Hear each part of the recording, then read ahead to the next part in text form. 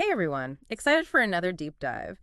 This time, you sent us this awesome YouTube video all about the 17 mindset differences between rich and poor people, and it's based on a book called Secrets of the Millionaire Mind.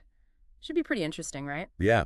What I find really fascinating is that it specifically focuses on people who built their own wealth. Hmm. Not inheritance or anything illegal. Hmm. It's all about those mindsets that help them create wealth from nothing. Exactly.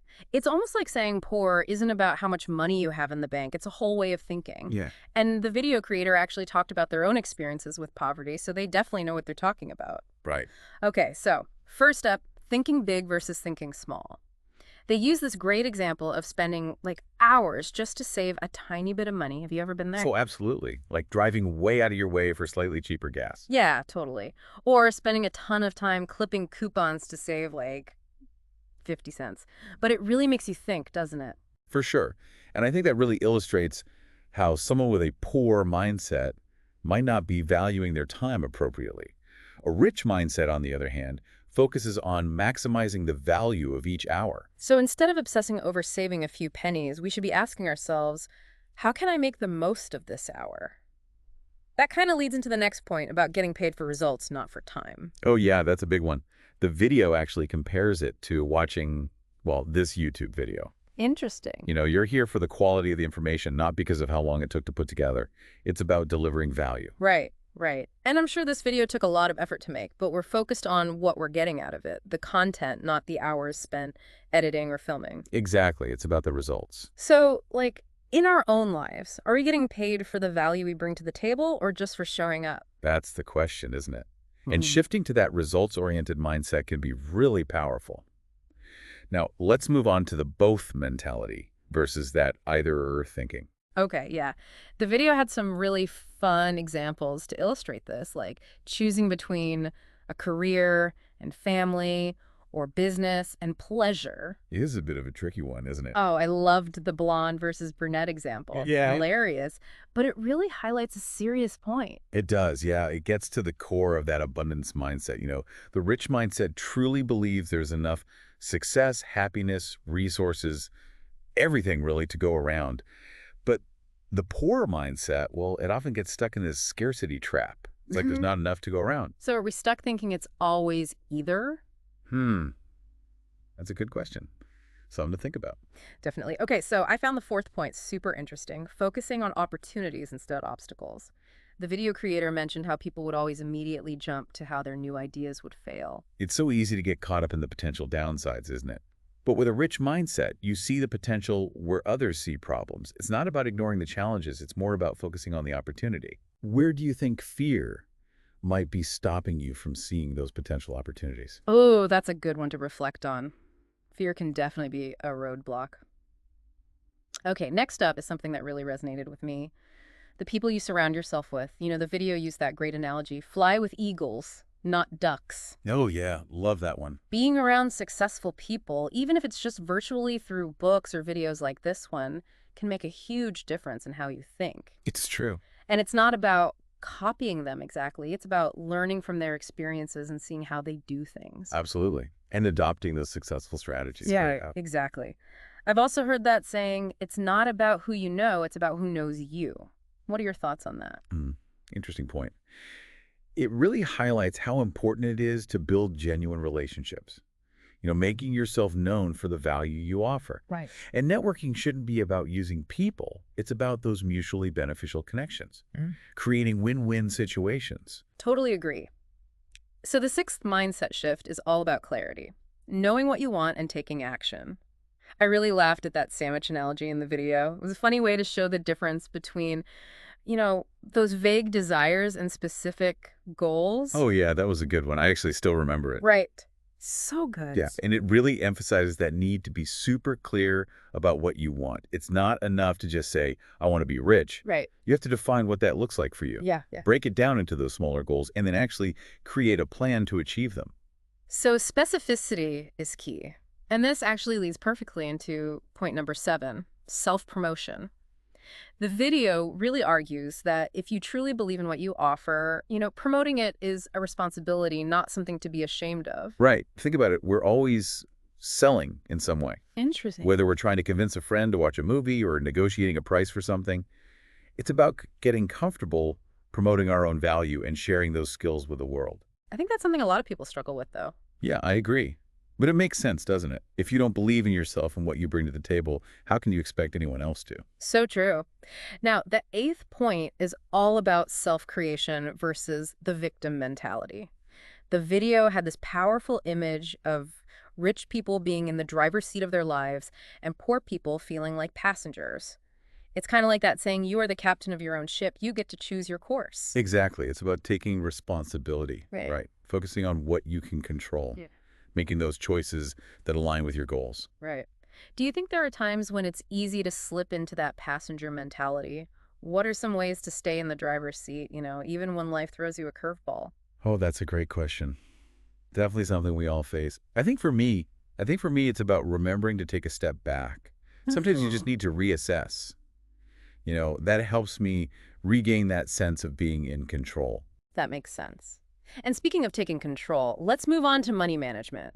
It can be kind of intimidating, but it's so important. It is. And it's like the video said, we don't expect to just magically know how to use some complex software program.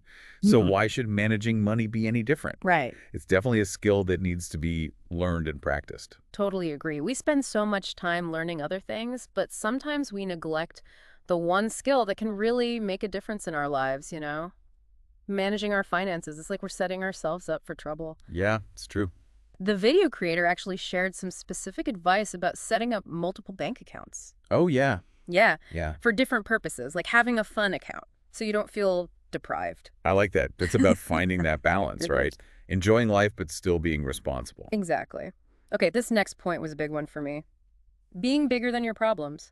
It emphasizes that everyone faces challenges, but it's how we see them and how we deal with them that really matters. It's so true. It's not about avoiding problems completely, but more about changing our mindset around them. Yeah. Yeah. We can't control everything that happens to us, but we can control how we react to it. Absolutely. The video actually makes the argument that problems are often just circumstances. Oh, interesting. It's our perception that turns them into actual problems. So how do you usually handle challenges? Good question. I think I'm usually a pretty positive person, so I try to find the lesson or opportunity in each challenge. I Sometimes it's hard, but if you can focus on solutions instead of dwelling on the problem, it helps a lot. I love that approach. Now, this next one might hit a little closer to home for some people, being a good receiver. Okay. I've personally struggled with this, feeling uncomfortable when someone gives me a compliment or a gift. Me too. Seriously, I thought I was the only one. Really? Yeah. And in the video, they talked about how it could be related to how we were raised. It's pretty fascinating how our childhood experiences can shape our relationship with receiving, isn't it? It really is. It's important to recognize those patterns and challenge them. Being a good receiver means being open to abundance, right? Whether it's praise or gifts or even opportunities. I think that's where a lot of us get stuck. Yeah. Have you ever felt resistant to receiving? Oh, for sure. I remember this one time, a friend offered to help me with the project, and I instantly started making excuses, like why I couldn't accept her help. It Wow. was like I had to do everything myself. It's crazy how we get in our own way sometimes. But, just recognizing those patterns is a huge first step. Definitely. Okay, ready to shift gears a bit? Let's talk about playing to win, not just playing not to lose. Ooh, I like that. It's like that analogy from the video, playing defensively versus offensively. Yeah, It really shows the difference between just surviving and actually going after what you want. absolutely. It's about setting those big, ambitious goals, pushing past your comfort zone, taking some risks. Think of it like aiming for the stars. Even if you don't quite reach them, you'll still land somewhere amazing. Yeah. So, what about you? Any areas where you might be playing it a little too safe? Let me think. I think sometimes I'm afraid to put myself out there, for fear of rejection, especially with creative projects. Yeah, I get that. Maybe I need to embrace that play to win attitude a bit more. It can be scary, but those rewards are often worth it. Now, this next one is one of my favorites. Making your money work for you instead of you working for your money. Oh, yes. Passive income. The key to financial freedom. The video even mentioned that 10-step ladder of financial freedom and how it actually comes before wealth. It's not just about how much you earn, right? It's about how hard that money's working for you. You got it. And there's so many ways to generate passive income. Investing in real estate, the stock market, creating online courses, building a website. The possibilities are pretty much endless. It does take some effort up front, It does. but the potential for long-term freedom is huge.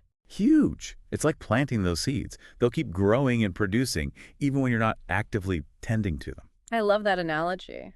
But it can feel overwhelming, you know? Where do you even start? Yeah, I understand. That's where research and education come in. There are a ton of resources out there to help you learn about those different options.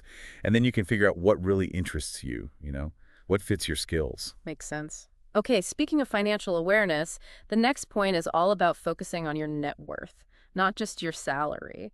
It's so easy to get caught up in the how much do you make game, but net worth is a much better indicator of true wealth, right?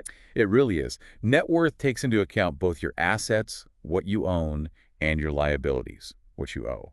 It's like a financial snapshot. So even if someone has a really high income, but also a ton of debt, their net worth could be lower than someone who earns less, but has been managing their money really well. Exactly. Yeah. And the best part is, even if you're not happy with your net worth right now, you can start tracking it.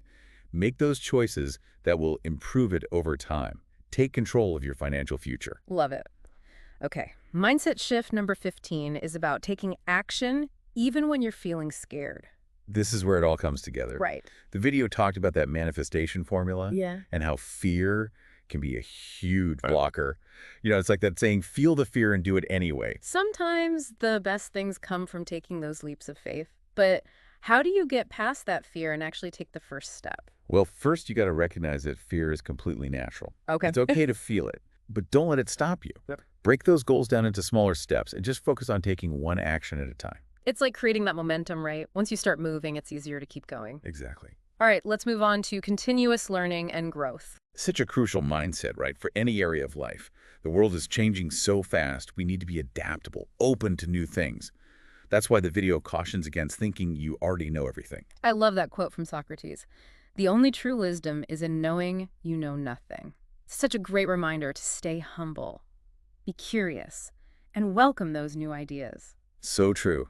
There is always more to learn. The moment we stop learning, we stop growing.